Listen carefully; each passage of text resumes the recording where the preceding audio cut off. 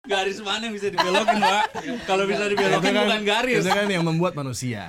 Angle-nya yang nyari pun manusia. Aduh. Jadi semuanya bisa dibuat aja. Dan itu masalah VAR yang akan terus, makanya gue selalu bingung kenapa kok orang Indonesia pengen banget VAR itu sebagai penyelamat. Oh ternyata memang bisnisnya di belakang VAR itu luar biasa.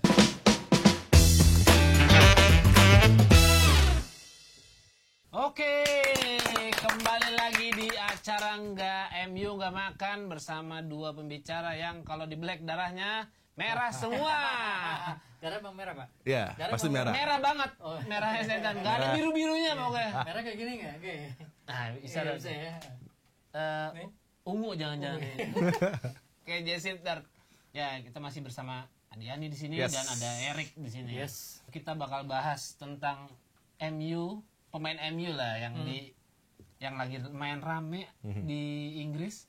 Gimana tanggapan Lorik dan Adi tentang Harry Maguire? Boleh dulu nih. Iya boleh lah. Padahal yang main timnas Inggris, tapi kenapa selalu bawa-bawa? Dan hasilnya bagus padahal. Iya. Hasilnya bagus padahal. Kenapa dia? Iya, makanya. Jadi bener-bener game nggak makan ya.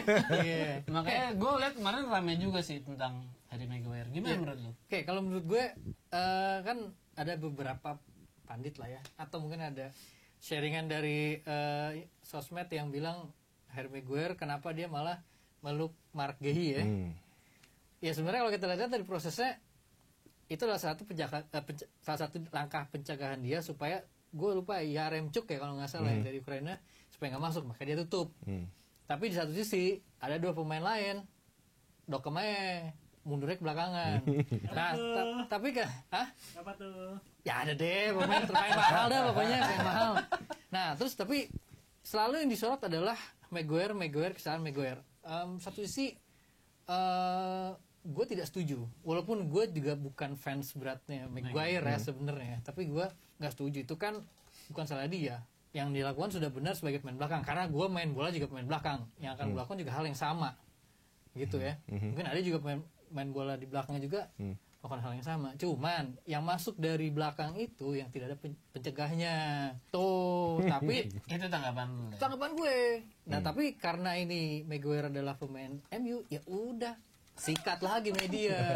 Karena ya yang gue lihat Maguire rame nih tentang pembahasan di MU kan, sering blunder dan lain-lain. Di timnas kadang kan bagus juga. Nah kemarin lagi anyep-anyepnya aja tuh. Iya. Ya lebih gak Maguire nggak makan. Iya, Maguire nggak makan. Itu sih mungkin karena kalau menurut gue ya positional sense dari seseorang defender pun akan sedikit hilang kalau menit bermainnya tidak optimal di klub. Dan dalam satu pertandingan yang mungkin cukup sulit, karena biasanya kalau di pertandingan menghadapi Ukraina, menghadapi tim-tim seperti ini, Inggris suka struggling bahkan kalah gitu kan. Tapi ini di bawah Southgate menurut gue hasilnya oke ya, bermain di Poland tapi juga dapat hasil imbang dengan udah 4 kali menang sebelumnya. Sudah cukup lah tabungannya untuk bisa membawa lolos Inggris, jadi nggak masalah dengan adanya sedikit formation change. Misalnya diberitakan sangat berisik Jude Bellingham bermain di kiri juga. Padahal itu opsi-opsi yang bisa menjadi alternatif buat Inggris nantinya ketika di turnamen sebenarnya yang biasanya selalu struggling, mungkin ada plan-plan alternatif menghadapi lawan-lawan yang tentunya levelnya lebih berat. Dan ini yang mungkin juga sepertinya publik Inggris coba untuk mengincar, memberikan pressure juga bagi Southgate, karena penampilannya ya timnya Southgate, timnya Inggris kan selalu reaktif, bukan tim yang memegang kendali sejak awal. Kemudian juga kalau kita lihat di turnamen-turnamen sebelumnya menghadapi Kroasia di mana dia telat untuk bisa memperbaiki penampilan timnya, pergantian pemain menghadapi Prancis juga kurang optimal. Di turnamen-turnamen sebelumnya ada beberapa kesalahan-kesalahan yang terjadi akibat memang ya kualitasnya Southgate segitu. Jadi ekspektasinya publik Inggris ini yang harus, ya kan udah diturunin nih. Nah hasilnya bagus kan, masuk semifinal, kemarin udah di perempat final. Untuk nanti di Jerman potensinya bisa semifinal lagi gitu kan. Paling nggak itu sudah memberikan bahwa ekspektasi publik harus sedikit direndahkan karena pelatihnya Southgate gitu. Dan kalau tadi kita melihat banyak yang menyoroti Harry Maguire, yaitu positional sense seorang defender akan tentunya berkurang dengan dia menit bermainnya hampir nggak ada di klub, tapi tetap dipakai sebagai pemain yang diandalkan oleh seorang pelatih. Tapi itu sangat-sangat wajar karena kesukaan pelatih kesebelasan nasional dengan klub bisa berbeda gitu. Jadi di patternnya Southgate, Harry Maguire akan terpakai, tapi memang dengan penampilan dia tidak sering di klubnya sendiri, ini membuat kendala untuk dia tampil nyaman sejak awal persaingan gitu kan. Tapi kalau ini gua potong ya, sorry ya. Tapi menurut lu apa yang dilakukan udah benar apa belum sebagai dia pemain belakang ya? Karena ada Mark Gay di situ, dia harusnya bisa hold position untuk melihat ke belakangnya dan juga ke area sentralnya. Backupnya dari Declan misalnya ataupun Jude harus mundur juga, Itu yang nggak mundur atau ya, itu yang misalnya nggak mundur Hendo tadi ya. harus mundur juga gitu kan di posisi situ untuk expect akan adanya cutback. Iya. Nah itu yang menjadi kendala karena bolanya pasti akan dikirimkan ke tengah kan. Tapi kan nggak perlu juga untuk Harry Maguire berbenturan dengan Gehi. Iya. Karena itu di posisi dia.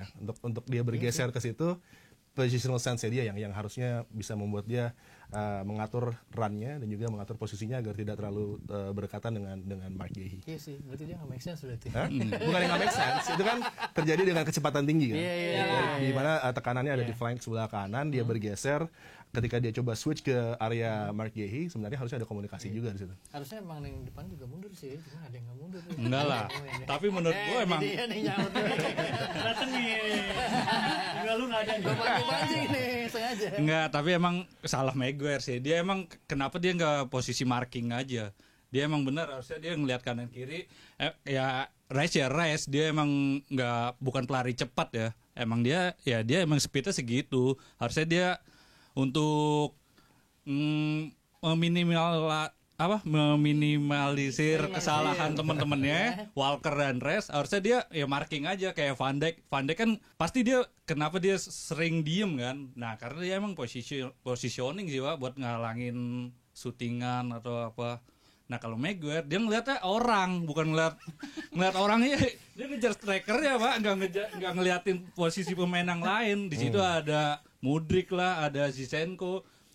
Ini ya kebetulan Zinchenko sih yang syuting. Kalau Mudryk pasti boleh ke atas tuh. Ya. Dan tapi kan kalau ketika melihat siapa yang masuk di situ ada Mikhail Mudryk, ada juga Zinchenko, harusnya mengcover bukan Harry Maguire tapi flank kanan dan juga defensive midfielder yang masuk karena mereka masuk dari sisi mereka, dari sisi lapangan tengah gitu kan. Tapi kan Maguire Jadi kan ketika orang- dia engage dengan pemain depan, Maguire akan tetap konsentrasi sama center forwardnya Ukraina. Oleh karenanya dia agak switch ke kiri untuk melihat pergerakan si center forwardnya itu. Yaitu kan sebuah gol terjadi dengan kesalahan yang tidak hanya terjadi pada satu orang, Iya, tapi sistematik, dan itu yang membuat keadaannya kurang menguntungkan bagi England, kebobolan. Tapi menurut gua hasilnya nggak masalah. Tapi yang menjadi masalah kan orang sebenarnya mengincar, bukan Southgate yang diincar justru. Karena kepercayaan dia untuk memainkan Hendo, untuk memainkan Harry Maguire, yang menurut mereka tidak tampil week in week out untuk, kalau Hendo kan di Saudi gitu kan. Tapi kan level sih, kita berbicara tentang level, sebetulnya Liga Saudi di bawah jauh sekali. Dan kalau kita melihat Harry Maguire yang tidak mendapatkan menit bermain yang cukup, tapi selalu dipercaya, itu kayaknya menjadi pemain yang terus ditarget lah. Dan melihat di bench ada Fikayo Tomori, ada juga Levi Colwill tentunya, ada semacam kesempatan yang harusnya diberikan kepada Tomori terutama yang dari musim lalu menurut gue harusnya mendapatkan lebih banyak tempat, tapi kan nggak juga. Padahal pemain-pemain kayak Tomori, kayak Smalling, mereka bermain di Serie A sangat-sangat stabil dan konsisten dan harusnya mendapatkan peluang untuk menjadi salah satu dari dua pemain yang ada di backline. Mungkin karena Maguire jarang main kali Pak, dia instingnya berkurang kali ya. Itu dia makanya gue bilang. Iya, itu gue bilang makanya itu pasti karena mau nggak mau itu akan sedikit mempengaruhi kenyamanan dia untuk bermain juga. Level of fitness juga kan tentunya ketika bermain week in and week out akan lebih baik terjaga gitu. Kayaknya Maguire dekat sama Southgate juga ya. Oh iya itu pasti. Jalur Anak Ordal emas dia. loh. Nyimpen aibnya ya. Ini nanti malam di syuting hari ini, nanti malam Inggris bakal lawan Scotland. Yeah, heritage match. Ya kita lihat Maguire main lagi. Ya lucunya ini ya, karena banyak juga yang mengatakan bahwa kalau Inggris nggak mendapatkan result menghadapi Scotland yang lagi momentumnya bagus banget, Scott McTominay menjadi salah satu pemain terpenting di sana. Bukan nggak menutup kemungkinan akan ada pressure lebih tinggi lagi kepada Southgate. Padahal ini kan konyol kembali kan. Ini cuman friendly. Memang lawannya Scotland, musuh besarnya Inggris, tapi yang sudah dikendalikan dalam beberapa dekade terakhir gitu kan. Lucu kalau misalnya ada pressure seperti Hansi Flick, friendly match menghadapi Jepang, kemudian dia dipecat, itu kan konyol. Padahal itu salah satu pelatih terbaik. Tapi menurut lo tapi menurut lo kita balik lagi ke Hansi Flick dan friendly match. Tapi menurut lo Hansi Flick layak nggak dipecat? Enggak. Karena Dari dia harus rentetan yang lain, dia harus mendapatkan kesempatan di turnamen. Bukan di friendly match, bukan dihitung dengan friendly match lah. Karena kan di friendly match segala kemungkinan terjadi dengan level permainan pemain yang nggak pada peaknya. Terutama bagi bintang-bintang yang melihat ke match week berikut dari liga masing-masing gitu kan. Jadi itu bukanlah perhitungan yang tepat untuk membuat pekerjaan seseorang di tim nasional dihitung dengan friendly match. Memang hasil sebelumnya juga belum optimal, tapi kalau menurut gue harus dilihat dari turnamen. Tapi kan Hansi Flick kemarin Pak menangnya dari tim-tim yang kecil ya Pak, Oman gitu-gitu Pak. Maksudnya ya dia menang cuma karena tim-tim kecil, bukan negara-negara kecil. Nggak ada, kalau negara-negara setuju besar ya kalah. Kalau sepak bola adalah result based business sangat tepat. Tapi kan kalau kita melihat development dari Jerman, potensi dari pemain Jerman dan apa yang coba ditawarkan Hansi Flick, kembali gue katakan bahwa salah satu pertandingan terbaik di World Cup kemarin adalah Spanyol menghadapi Jerman. Tapi sayangnya dua pelatih itu udah nggak ada buat Euro yang akan datang. Padahal itu kembali secara tactical, secara para pemain yang bisa bermain multiple position, center back yang bisa bermain di wing back, kemudian juga para gelandang yang bisa menekan ke depan, interchange yang luar biasa, itu kan membuktikan bahwa sebenarnya apa yang coba diimplementasikan di lapangan belum sampai dengan kemampuan para pemainnya, bukan pelatihnya. Yang sebenarnya Enrique dan Hansi Flick sudah punya satu ide-ide yang cemerlang lah. Ya intinya salah federasi ini sebenarnya. Bukan salah federasi sih. Kalau gue bukan ke federasi. Tolonglah netizen. Biasanya ekspektasi tinggi biasanya nih sampai friendly match saja kalah langsung didonder habis-habisan. Tolonglah federasi pecat. Hansi Flick korban netizen juga. Korban netizen. Ini Southgate, tolong publik yang fans Inggris nih, yang di Indonesia juga, dan yang di Inggris sana, janganlah football coming home. Kan kalau football coming home itu masih jauh gitu kan. Iya, tapi kan jauh. Southgate diberi tugas untuk membuat Inggris lolos. Dan itu sudah tercapai gitu. Tinggal bagaimana ntar kita nilai dia, publik Inggris harus menilai, bukan publik kita, publik Inggris yang harus nilai. Ketika nanti di turnamen gitu kan. Kalau dari turnamen sebelumnya kan potensinya ada tapi nyaris. Dan itu menurut gue adalah, gue selalu mengatakan bahwa kaliber seperti Ole Solskjaer, seperti Gareth Southgate itu di kaliber yang sama. Ketika mereka keluar dari timnas Inggris, top 6 nggak akan ada yang mau sama mereka gitu. Gue jamin. Biarpun gaji murah ya. Iya. Gue jamin Liverpool, Man City bahkan sampai Brighton sekalipun nggak mau pakai Gareth Southgate nanti setelah dia keluar dari England. Kenal udah ketemu orang FA ya. Aduh, oke. Kita bakal ngeliat juga nanti resultnya tentang Inggris lawan Scotland. Ya pasti yang tadi Adi bilang bahwa bakal ada pressure lah buat si Southgate ya. Kalau misalkan sampai anehnya. Padahal friendly ya gue setuju sih kalau misalkan friendly match ya lu pengen kalah seri ya itu yang namanya friendly match kan bisa evaluasi nantinya. Kayak tadi gue menarik juga tuh bahwa omongan lu bahwa Southgate mau pakai siapa, mau boleh Bellingham di kiri dan lain-lain. Dan itu adalah emang fungsinya pelatih ketika nanti mentok di pertandingan selanjutnya. Karena kan udah ada kenyamanan untuk bisa melakukan itu dengan poin yang sudah didapat. Betul. Kayak kemarin gue bilang Arsenal, kenapa fans Arsenal kok nyerang Mikel Arteta, padahal tactical approach yang coba dia lakukan tuh ke depannya nanti akan sangat bermanfaat dengan fleksibilitas itu bagi para pemainnya di lapangan dan apa yang dia pingin dari para pemain itu kan akan terjadi nanti hal-hal yang sangat positif, tidak lagi negatif seperti misalnya di musim lalu going down the stretch ada poin-poin yang lepas dari genggaman Arsenal, poin penuh ya, poin 3. Itu hal yang menarik dan balik lagi ke MU setelah Harry Maguire, ini adalah yang menurut gue salah satu yang ramai juga. Ruang gantinya MU nggak tahu lah, internalnya MU nih kayak ada masalah kemarin Jadon Sancho, terus habis itu sekarang ada Anthony. Tadi gue bertanya sih, gue punya pertanyaan yang ibaratnya, menurut lu Anthony bakal balik lagi apa enggak? Ya, kan sekarang dia dapat waktu untuk nggak bersama tim lagi setelah kembali dari timnas yang juga dicoret gitu kan.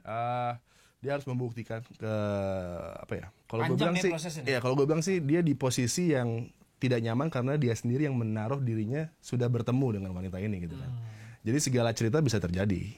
Itu yang gue bilang juga sama kasusnya Mason Greenwood. Kenapa gue juga bilang ya ini harus dikeluarin aja, karena dia menaruh dirinya di posisi yang membuat dia dalam keadaan yang begitu vulnerable, yang bisa diincar entah itu bohong atau benar, kita nggak tahu kan. Sedangkan yang dilakukan oleh Mason kan adalah memberikan bayaran kepada sang korban untuk menarik gugatannya. Sedangkan yang ini coba membuktikan, tapi juga sepertinya kalau gue jadi pengacaranya Anthony, gue akan bingung karena di social media dia posting banyak sekali hal-hal yang harusnya behind closed doors dulu, diomongin sama lawyer dulu, tapi ini udah dikeluarin karena dia sepertinya ingin mencoba langsung berbuat sendiri gitu kan. Ini bukanlah hal yang bijak menurut gue, karena akan ada kesalahan lagi yang dia nggak ngerti secara hukum yang akan membuat dia justru kesulitan. Jadi idealnya sih kalau pemain-pemain seperti ini ya dikeluarkan saja dari Manchester United ya, untuk tidak jiwa muda terlalu menggebu-gebu, ketemu media diomongin.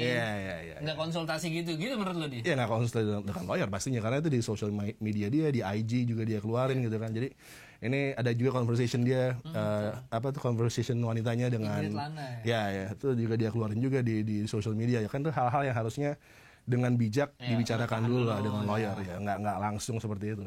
Mungkin begitu ini doorstop langsung ketemu. Gimana menurut lo nih? Wah, Dia juga kemarin udah interview juga kan. Dia udah ya itu kan juga sepertinya kayak ingin langsung memblok bahwa dia nggak bersalah. Padahal harusnya ada proses dan juga harus ada pembuktian yang jelas. Bahkan dari klub pun harus proaktif untuk membuktikan. Nggak seperti kita lihat waktu Manchester United mengurus Greenwood begitu lama, tapi di ujung juga tetap dibela dan ada yang dihilang-hilangin gitu kan. Makanya gue bilang Arnold nih puncak dari masalahnya, dia harus mundurin diri, tapi dia belum mengundurkan diri. Tapi rumor terbaru kan dokter MU sempat datang ke apartemennya itu ya Pak. Berarti itu MU menutupi kasus itu dong. Sebagai sebuah klub mungkin juga itu personal contact gitu antara Anthony dengan dokternya misalnya. Jadi kan itu hal-hal yang harus diperiksa secara berulang dan teliti. Hal-hal seperti ini yang akan sepertinya juga akan memberatkan Anthony sebenarnya. Dan merugikan MU. udah pasti rugi sih ya. Udah pasti rugi, tapi dari segi PR dan PR-nya Manchester. Capek nih ngurusin begini nih. PR-nya Manchester United ketika ada kasus Jadon parah, ada kasus Anthony parah, makanya harus keluar juga udah. Tapi misalkan emang terbukti dokter MU ngirim dokter terus terbukti gitu Pak, itu hukuman untuk MU-nya apa ya Pak ya? Itu bukan menutupi kasus itu ya. Itu pasti kan kepolisian ya, bukan FA. Jadi itu ranah yang berbeda. Iya, kemungkinan terberat ya atau ada Nggak ada, hukuman pasti kah ke personal, klub bukan atau ke klubnya pasti. Itu pasti akan Jarang ya. Branding. Nggak ada juga sih menurut gue yang bisa begitu paling karena brandingnya aja sih yang jadi kayak orang jadi mulai negatif, ada nutupin sesuatu gitu loh. dan itu bisa jadi diserang fans lain juga bahwa aduh MU kasusnya gini-gini lagi. Itu bisa jadi tuh. Cewek Karena- lagi, cewek Iya. lagi. Tapi sebenarnya hal seperti ini kan dengan sepak bola sudah sangat berkaitan dari apalagi tahun 60-an, 70-an, drinking culture di Inggris juga. Tapi sekarang lebih tersorot dengan social media, dengan kamera di mana-mana, dan perilaku dari anak-anak muda ini yang harus sebenarnya dijaga dengan lingkungannya, keluarganya, agentnya, orang-orang terdekatnya yang nggak cuma jadi leech untuk nyedot duitnya aja, tapi harus bisa memberikan lingkungan yang kayak misalnya kalau di United mungkin Rashford yang menjadi contoh ya untuk bisa di mana keluarganya begitu dekat dan sangat mendukung dia, bahkan ketika dia telat latihan pun Rashford sendiri acknowledge bahwa dia yang salah gitu kan ini nggak dengan Jadon Sancho. Ya, ya dia malah Menulis ngeluarin jawaban di social media, media gitu. yang menurut gue Tapi itu Nggak bisa langkah diterima, yang salah nggak bisa diterima karena manajer punya kata terakhir. Iya, Apapun itu, mau di otoritas klub nih. manapun, mau di bisnis apapun juga, bos, manajer, CEO, semua yang memegang keputusan ada di yang tertinggi. Kecuali lu mengubahnya itu bukan memberikan jawaban di sosial media gitu. Menurut gue sih harusnya Jadon ngomong langsung ke Ten Hag karena Ten Hag Iya, Ten Hag terus habis itu mengubah dirinya jadi lebih baik Iya. lagi. Kan Bukan udah berarti sosial media. udah dikasih kesempatan, udah Iya. dikasih berapa lebih dari 10 pertandingan buat Jadon setelah balik dari 3 bulan Belanda. dari Belanda ya. Tapi kan nggak ada dari berapa belas penampilan berapa sih yang dia menurut lu berkesan? Paling cuma 2 gitu. 2 iya udah. lawan Arsenal ya Pak. Hah? Pramusim lawan Oh Arsenal. itu karena semuanya masih di level Jadon di sini dikit ya udah. Atau kan Jadonnya hangover tuh. Iya, Jadi di sini. bisa bagusan dikit. Nggak naik lagi dia di sini aja. Iya. Tapi kalau gue sedikit ngebahas soal Anthony, gue setuju sama Adi. Langkah yang dilakukan oleh Anthony menurut gue kurang pas. Dia seakan-akan pengen ngebuktiin bahwa gue sebenarnya nggak salah gitu. Dan Tapi gue over maksud gue ya berkaca dari kasus Greenwood dan sebelumnya mungkin Benjamin Mendy juga ya kan udah diserahin aja ke kepolisian, orangnya langsung di dalam tanda kutip dihilangin dulu lah atau gimana gitu. Menurut gue Anthony harusnya begitu. Iya. Dan apalagi dia sampai ngeluarin yang cewek-cewek pada screenshot cewek-cewek itu kayak buat apa Iya. nggak akan membuat lu jadi terbebas dari hukuman itu Iya, secara nama lo- langsung gitu dan loh. nama lo langsung bersih seketika. Nggak akan bisa itu. Ikutin proses kalau udah rame lah ya. Cuman gue menyayangkan satu sih, udah mahal belinya. Masa lepas gitu aja. Kalau Greenwood mah akademi maksudnya. Ya nilainya tidak sebesar dengan yang lu harus bayar ke Ajax 80 juta pounds dan masih dicicil pula gitu. Orang yang taruh di kick cicilan masih ada. Ini menarik nih. MU masalah internalnya yang menurut gua bisa jadi, gua nggak tahu sih. Menurut gua sih bisa ngaruh ke ini pandangan gue bisa ngaruh ke pertandingan juga sih, maksudnya ke ruang ganti atau apalah. Karena bertubi-tubi nih yang gue lihat. Menurut lu gimana, Di? Ya, yang terpenting adalah buat Ten Hag, ya kembali gue masih tetap meng-highlight bahwa man management Ten Hag belum yang terbaik karena masih ada kebocoran-kebocoran seperti ini, masih ada hal-hal yang harusnya diselesaikan behind closed doors tapi nggak terjadi. Dia sudah melakukan yang terbaik ketika berhadapan dengan Cristiano. Untuk bisa menyingkirkan Cristiano tidaklah mudah. Jadi dia punya kualitas itu untuk bisa menjadi seorang leader yang baik di sebuah klub. Jadi ini harus lebih diperlihatkan lagi oleh Ten Hag dan mungkin lebih bertangan besi ya untuk bisa membuat hal-hal seperti ini nggak keluar ke media dan behind closed doors diselesaikan. Kalau misalnya pemain tersebut sudah menghilang dari roster ya menghilang saja, nggak usah ada berita-berita lainnya gitu. Ya.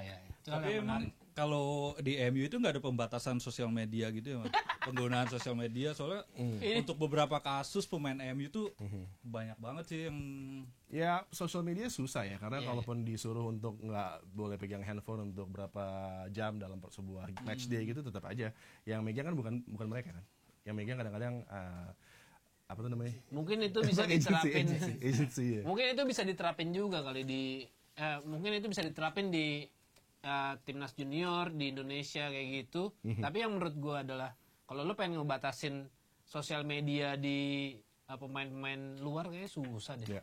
Dan kayak ngerasa mereka udah punya nama dan lain-lain, udah gue dan kebebasan ya. Iya, kebebasan. Ya. Itu hal tapi yang lu bisa ngatur sih harusnya kalau untuk komen-komen di media apa tweet-tweet di media. enggak sih menurut gue harusnya susah. itu Tapi kan balik untuk lagi itu pro dan kontra sih. Iya, itu kan untuk kepentingan United juga sih harusnya.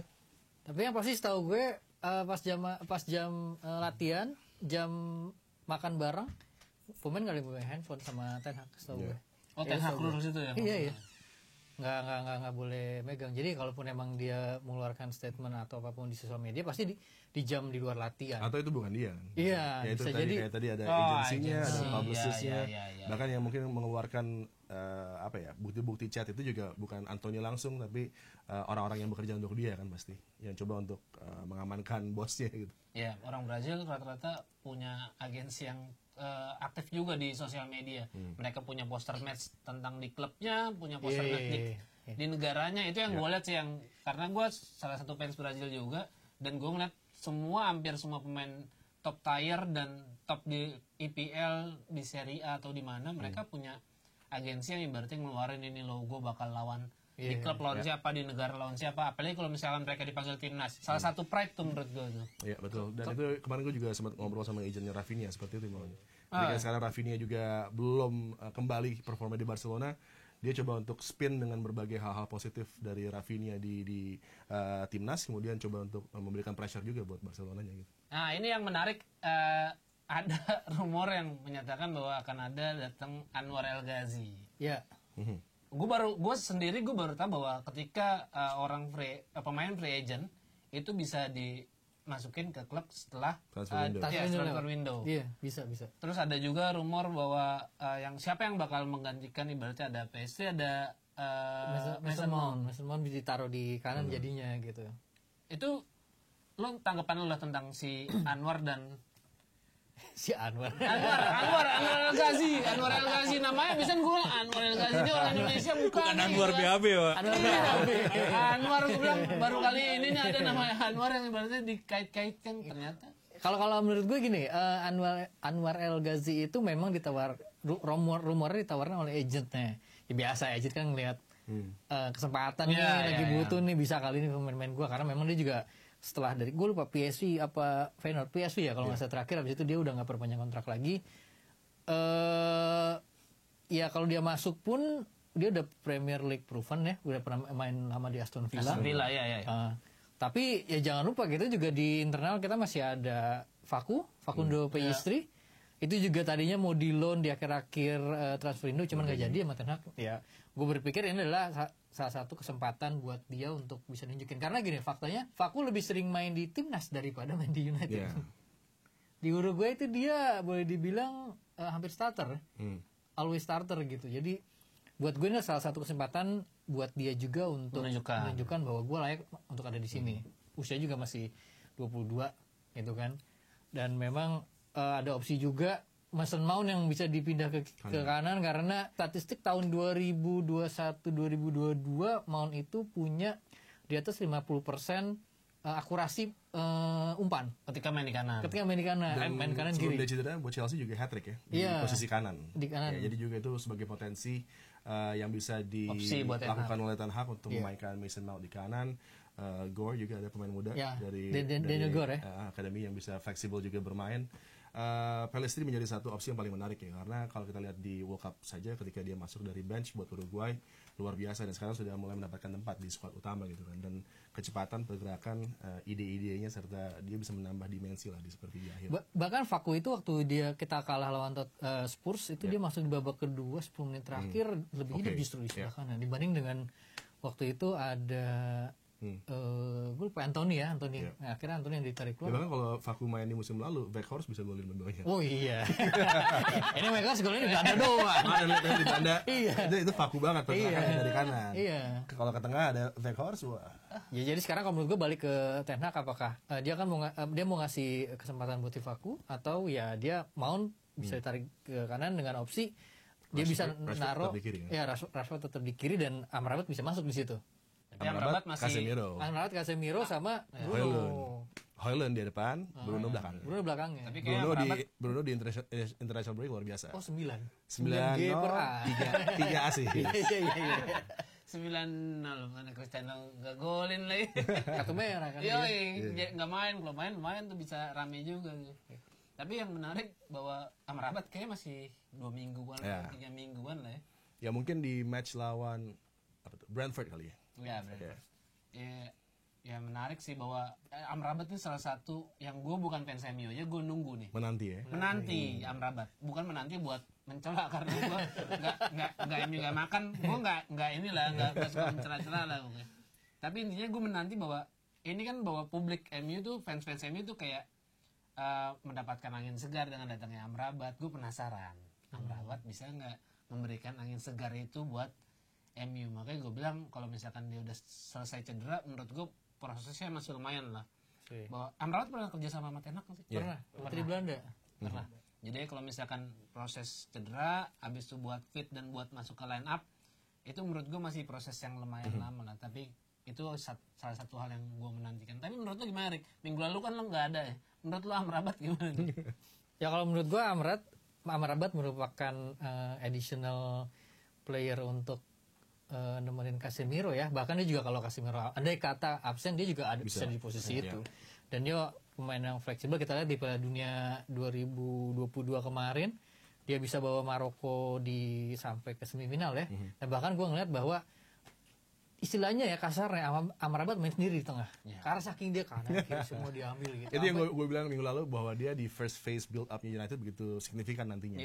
Dan gue melihat justru dia adalah pemain yang sangat pas di Europe nanti untuk lebih membuat United kompetitif dan bisa melenggang lebih jauh ke babak semifinal mungkin dari Champions League dengan adanya adisi dari Amrabat. Kalau di Premier League mungkin pace-nya akan sedikit mengganggu dia di awal-awal. Itu yang mungkin akan membuat kita akan melihat Amrabat yang sebenarnya kalau sudah menyatu dengan squad mungkin 4-5 pertandingan ya setelah dia bersama dengan tim. Ya mungkin di awal-awal KC masih sama Eriksen ya.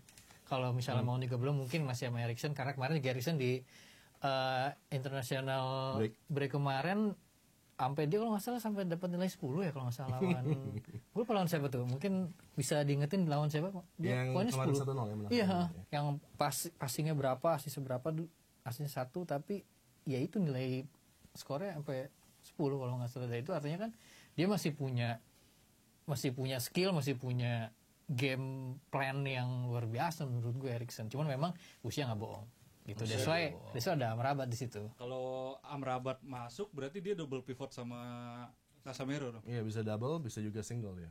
Itu yang membuat United membutuhkan Amrabat untuk bisa fleksibilitas di lapangan tengahnya lebih terjaga. Jadi tergantung lawannya siapa ya. Ya. Oh ya. Kalau tim Bapak mungkin double pivot. Double pivot ya. Justru gue menyayangkan itu terjadi kemarin. Harusnya lebih positif dan lebih berani karena ini lawannya Arsenal gitu kan. Tapi nggak terjadi. Gue nonton pertandingan itu kayak nonton SSB, Pak. Bolanya di tengah mulu. 30 menit pertama itu. Oh, lebih muter kemarin di lini tengah ya. Kayak SSB pemainnya hati-hati banget. Dua tim lu. Oke, 5 pertandingan ke depan seperti kata Adiani kemarin. 5 pertandingan ke depan bahwa MU mendapatkan hasil yang bisa dibilang positif. Kalau Lorik, Ya iyalah, positif lah. ini positif juga nih. Ada temannya. Besok lawan siapa sih? Brighton. Pertama ya. Iya. Brighton. Nah itu yang gue bilang, itu paling penting. Kalau lawan Brighton kita bisa menang, maka di 4 setelahnya menang, bahkan di Munich pun hasilnya imbang. Iya, imbang. Ya, Sama. semua tergantung Brighton. Iya. Dan gue melihat karakteristik dari United yang jarang melakukan pressing agresif itu akan kembali menyulitkan Brighton untuk berkembang. Karena Brighton kalau lawan West Ham kan, West Ham stay betul. Iya. low block. Iya, betul. Itu membuat mereka terganggu flow dari game plan mereka untuk attack gitu kan. Dan ini yang akan terjadi juga di Old Trafford lah. Giliran Brighton kalau misalnya diserang terus dia malah bisa kembalikan ya. Iya, karena dia punya pemain-pemain yang counter press resistant dan juga cerdik untuk bisa melepaskan diri dari press. Tapi kalau giliran nggak di press, bingung deh. Iya. Ini gue ngapain di lapangan? Kok lawan gue diem aja di situ. Kalau dia mundur gitu kan. Kenapa Harry Maguire larinya mundur? Gitu. Tapi kalau Brighton kalau lawan-lawan yang tim yang berani main terbuka dia bagus banget. Pak. United nggak akan terbuka. United kalau itu Berarti mainnya negatif banget tuh United bakalan. harus. Itu yang gue bilang kan. Harus ada variasi, harus ada tactical approach yang oke, dan naivety harus dihilangkan dari Ten Hag bahwa dia menganggap kan bahwa kalau lawan City, lawan Arsenal, lawan Liverpool, United itu dalam satu level yang sama. Padahal kan masih coba untuk mencapai ke level itu gitu. Jadi mainnya harus lebih negatif, harus lebih compact, harus lebih solid di pertahanan, mid block menjadi andalan. Ini kan nggak suka meladeni, kadang-kadang suka over agresif untuk counter, habis ngegolin dia lupa untuk defend, dia lupa untuk tactical falls-nya. Jadi ini yang masalah-masalah yang terus berlanjut, makanya 10 pertandingan, 1 hasil imbang doang di laga away menghadapi top 9 kan. Tapi sebenarnya formasi Ten Hag tuh pakemnya gimana sih Pak? Dia permainannya tuh seperti apa? Nah, Menurut itu gua yang gue tanyain nih. Karena permasalahan MU ada cedera, ada permasalahan cewek lah, tahu-tahu ada lagi rame. Entar lagi ada pemain yang gak diurut pelatih. Masalah cewek sama-sama pemainnya sayap kanan semua sih. Makanya tolong lebih hati-hati lah beli pemain sayap kanan. Enggak, maksudnya ini kan ada yang gue lihat nih kayaknya bisa 3-4 bulan ke depan deh kalau misalkan MU pemain lengkap kayak misalkan di back yang gue lihat Varane pemain pentingnya. Sama Martinez. Ya, Amrabat juga, Højlund gue belum menghitung bahwa dia adalah starting 11 lah, bahwa kan dia pemain baru, saingannya juga siapa? Nggak ada. Nggak ada. Martial. Kita nggak usah anggap duta jalan santai, kita nggak perlu anggap. Aduh. Højlund akan langsung starter lawan Højlund ternyata Brighton. bisa starting 11 ke depan MU nih. Højlund bisa hidup Pak kalau nggak ada Anthony sama ini Pak Rashford Pak. Karena bola banyak kan mati. Kalau ada Bola Anthony sama betul-betul Rashford ini tuh kan. dia Untuk nge-shoot Højlund. sendiri Pak, nggak mungkin ngumpan-ngumpan ke itu Højlund. Nanti backline-nya Brighton akan kaget sih dengan menghadapi Rasmus Højlund ya. Dia pemain yang attack the space dengan agresi, dan juga ketika dia drop deep dia memberikan pemain-pemain lain keterlibatan yang bisa membuka ruang juga. Ini yang membuat Højlund sangat integral lah untuk proses grafik peningkatan penampilan United untuk 4-5 pertandingan ke depan. Kemarin juga di international break juga bagus ya. Ya, off the bench dia langsung memberikan. Oke, Højlund kemarin udah lawan Arsenal, udah oke lah, bawa semangatnya luar biasa. Lawan Denmark, di Denmark di internasional oke. Dan gue menantikan bahwa 2 pertandingan Brighton dan Munchen. Ini kita lihat nih, Højlund pembuktian bagi gue buat nih Højlund nih dibeli mahal. Kita lihat nih 2 pertandingan ini, bahwa gue suka sih kayak misalkan semangatnya yang lo bilang tadi juga di bahwa luar biasa juga dia. Ini intinya adalah konsisten sih menurut gue. Ini yang makanya Højlund dan nanti Amrabat bisa seberapa penting buat MU. Tapi menurut gue permasalahan kayak misalkan Varane, dan menurut lo formasi pakemnya buat yang tadi penonton bayaran tanyain. Ya itu dia, fleksibilitas dari tactical approach Ten Hag juga masih kita pertanyakan, terutama di laga-laga away yang tadi gue bilang masih naif, masih coba untuk bermain like for like, meladeni penampilan dari City, dari Liverpool, dari Arsenal. Itu yang masih menurut gue, bahkan di era Ferguson pun harus ada respect lebih yang kita berikan kepada tim-tim itu, karena mereka punya satu konsep yang mungkin sudah pakemnya lebih terjaga dari United yang masih mencoba mencari ke level itu. Bermain negatif bukanlah masalah, tapi kan seolah-olah Ten Hag punya brand stylish, ekspansif, dan menghibur dengan attacking flow-nya itu ya. Padahal yang dibutuhkan adalah results di laga-laga away yang sejauh ini masih belum bisa didapat oleh United, dan belum adanya clean sheet di laga away ini juga membuat results itu tidak akan berpihak kepada Manchester United untuk waktu yang masih akan panjang ya. Ole aja waktu zamannya Ole juga dia ketika lawan City dia pasti akan taruh Counter. counter belakang gitu. Ya tuh buktinya Iya, kita cuma Bisa kalah menang di sama Etihad ya? Iya, kita menang Etihad 2 kali atau 3 kali Ya gitu. kalau lawan City mah semua tim bakalan begitu, Pak. Lawan Arsenal Iya. juga menang, ada. Lawan Arsenal juga menang. Lawan Arsenal juga menang. Mainnya dari terus saya serang tapi kita menang gitu. Ya, menarik juga nih bahwa Skor kali ya. ya boleh lah. Brighton. Nah, 2-1. Sama gue. sama 2-1. Kayaknya lawan Brighton tuh ada nggak fans MU yang 2-0 atau 3-0 kayak gitu? Ya mungkin kalau mungkin kalau di luaran mungkin ada yang kosong, cuman gue melihat performa dari Brighton sendiri Ya. ya ada lah, mungkin dia nyolong 1 atau misalnya kalaupun memang dia nyolong 2 ya kita menang dengan 3-2 gitu. Nggak 2-1 lah. Tadi 2-1 gue setuju, ya. Yang nggak bisa dihentikan adalah Evan Ferguson. Evan Ferguson. Sepertinya ingin menjadi pemain Ya, Manchester United. betul, dia udah bintang tangan bilang saya adalah penggemar Manchester United. Welbeck. Bukan Welbeck temennya lagi. Karena Welbeck jadi ordal nanti. Musim depan nggak tahu disahabat sama klub lain. Ya. Ya biasa sih begitu. Jangan sampai. Begitu. Saya udah ngomong kan, udah biasanya tuh Gak nanya banyak skor yang- ke kita nih, Pak. Coba. Tanya skor penonton bayaran. Lawan Brighton. Brighton deh. Lawan Brighton pokoknya selisih 2, Pak. Entah Menang 3-1 atau 2-0 menang Brighton, Pak. Brighton. Oke. Oke. Apa? Ini temennya satu lagi boleh nggak? Ada nggak ngomongnya? Kalau gue sih 3-1 buat Brighton. Sama deh. Oh, sama. Oke, coba. 1-0 MU. Waduh. Asli nggak tuh? Clean sheet ya. Clean sheet. Bapak nggak usah.